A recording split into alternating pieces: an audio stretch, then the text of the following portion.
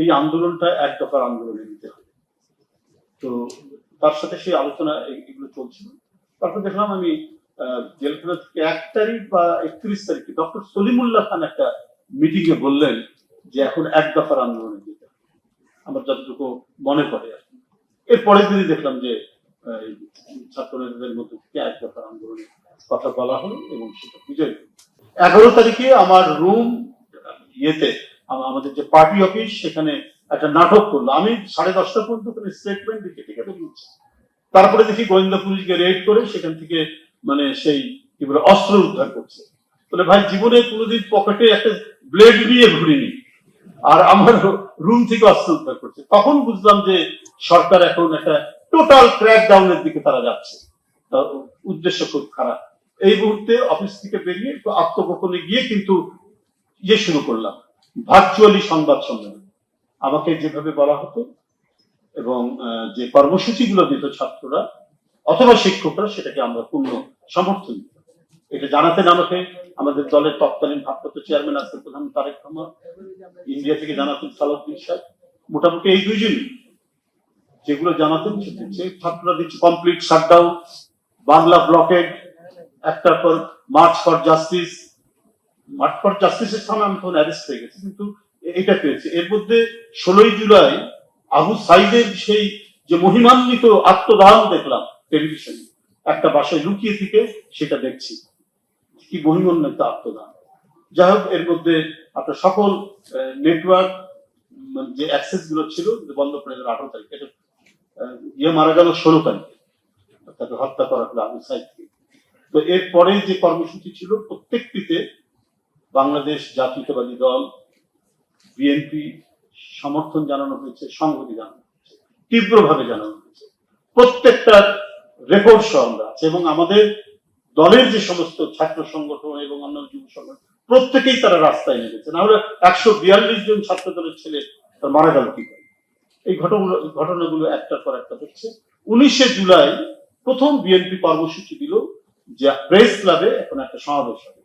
আমি 12টার মধ্যে প্রেস ক্লাবে ঢুকে গেলাম যে আমি আগে যদি যাই তারা আমার কথা শুনে অনেক কাজ। এটা ওরা গোয়েন্দা সংস্থা জানতে পারে, সাথে সাথে পুলিশ দিয়ে অ্যারেস্ট করে। যাই হোক, এই বিষয়ে আমি যাচ্ছি না। তারপর তো গেলাম কারাগারে গেলাম, ডিবি অফিসে আছি। তখন আর কোনো জাতীয় নেতৃবৃন্দের মধ্যে আর কেউ অ্যারেস্ট করিনি।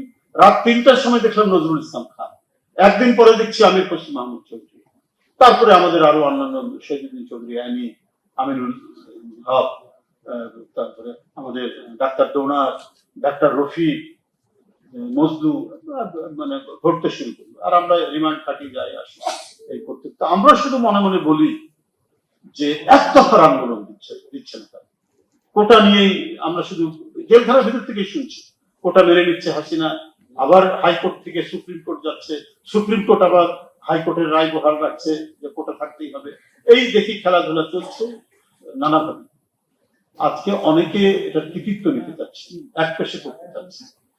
বিএনপির নাকি আমি যেহেতু এই দলটি করি তার কোনো অবদান নেই। তো তাহলে এই যে ঘটনাগুলো আমি সংক্ষেপে জানালাম, এর মধ্যে আরো বিস্তৃত বিষয়গুলো আছে। তো তাহলে কারা এটার সাথে সাধারণ ছাত্ররা নেমে এসেছে, এটা কি ছাত্র ছাত্রী, স্কুলের ছাত্র, প্রাইমারি স্কুলের ছাত্রছাত্রী, কলেজের ছাত্রছাত্রী, ইউনিভার্সিটির ছাত্রছাত্রী, সরকারি বিশ্ববিদ্যালয়, পাবলিক ইউনিভার্সিটির ছাত্রছাত্রী, প্রাইভেট ইউনিভার্সিটির ছাত্রছাত্রী, শিক্ষকরা প্রত্যেকেই নামছে এবং ছাত্রদেরকে ধরছে, ঢাকা বিশ্বের ছাত্রকে ধরছে, ওদেরকে শাহবাগ থানায় নিয়ে যাচ্ছে। শিক্ষকরা গিয়ে তাদেরকে ছাড়ানোর চেষ্টা করছে। এইসব ঘটনাগুলো আমরা জেলখানার ভিতর থেকে এগুলো সব আমরা অবলোকন করছি, আমরা দেখছি। একটা কোনো টেলিভিশনে দেখা যেত না, ঝিরিঝিরি পাওয়া যেত, কিছু কিছু চ্যানেল পাওয়া যেত, আমরা ওর মধ্যে দিয়ে দিচ্ছি। তো আন্দোলন এই করতে করতে তুঙ্গে, কিন্তু মৃত্যু যে এত হয়েছে, এত ভয়াবহ আত্মদান এইসব মাসুম বাচ্চাদের, এটা জেল থেকে বেরোনোর পর জানলাম যে প্রায় 1400-1500 মানে ছেলে মেয়েদেরকে এইভাবে শেখ হাসিনা হত্যা করেছে। কত ভয়ঙ্কর, আগ্রাসী, রক্ত পিপাসু হতে পারে একজন ফ্যাসিস্ট, আমরা তার নমুনা দেখলাম। তো সুতরাং সে শুনছি কেউ কেউ যে তার ফিরে আসার ব্যাপারে তার প্রতি একটু নরম সুরে কথা বলতে চাচ্ছে। কেন? এটা হলো আমাদের প্রশ্ন। কেন একক কৃতিত্ব নেওয়া? এই জুলাই তো আমাদের ধারাবাহিক আন্দোলনের একটা পরিণতি, 17 বছরের আন্দোলনের পরিণতি, এবং এই জাতি যে কখনোই অন্যায় অবিচারকে দীর্ঘদিন ধারণ করে না সেটার পরিণতি। এই জাতি যে সবসময় যে কোনো আগ্রাসী শক্তির বিরুদ্ধে, ঔপনিবেশিক শক্তির বিরুদ্ধে একটা পর্যায়ে ভয়ঙ্কর মূর্তিতে আত্মপ্রকাশ করে, তার চূড়ান্ত পরিণতি হচ্ছে জুলাই। এটা আমরা কেন ভুলে যাই? এখানে অনেক মানুষের এবং সাধারণ মানুষের আত্মদানের মধ্যে দিয়ে এই জুলাই। আপনার 15-20 জন রিক্সাওয়ালাই মারা গেছে শুধু এই আন্দোলন করতে গিয়ে, 95 জন শ্রমিক মারা গেছে এই আন্দোলন করতে গিয়ে। তো এটা তো সামগ্রিকভাবে জনগণের একটা বিরাট উত্থান, সেই উত্থানের পরিণতি হচ্ছে এই জুলাই। তো সুতরাং এখন যারা নরম সুরে কথা বলছেন, এখন যারা একটু কেমন জানি বলা যে শেখ হাসিনা কোথায়, ওর আমলেই ভালো ছিল, ইত্যাদি ইত্যাদি বলার চেষ্টা করছেন, এবং আমি মনে করি যে কিছু কিছু আওয়াজ আসছে যারা এই গণতান্ত্রিক আন্দোলনে ছিলেন, কোনো না কোনো কারণে তাদের মধ্যে থেকে এই জিনিসটি আসছে।